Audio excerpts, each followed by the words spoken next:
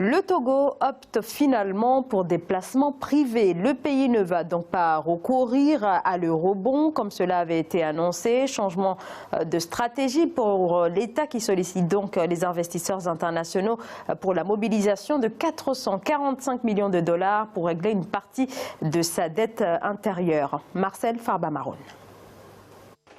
Entre l'émission d'un eurobond sur le marché international et un projet de placement privé auprès des investisseurs, les autorités togolaises ont finalement choisi la seconde option.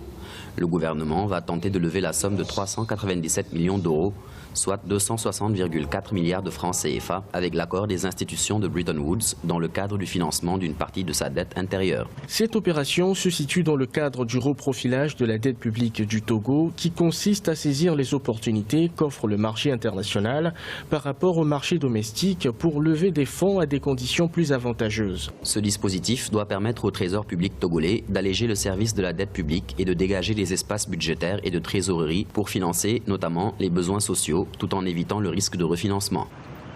Le risque étant augmenté compte tenu du secteur privé et des créanciers publics ou privés qui vont venir, on risque d'avoir un double problème. Que d'abord ces créanciers privés revendent leurs dettes et que très rapidement des États européens se mettent dans le jeu. Et du coup, comme en Grèce, on aura deux créanciers, et le côté public et le côté privé, ce qui va mettre le Togo en situation très délicate de remboursement si le Togo n'honore pas ses engagements. L'opération prévue par le gouvernement togolais devrait être bouclée avant la fin de l'exercice 2019. En rappel, alors qu'elle plafonnait à plus de 80% à la fin 2016, la dette publique du Togo est passée en dessous des 70% fin mars 2019, selon le ministère de l'économie et des finances.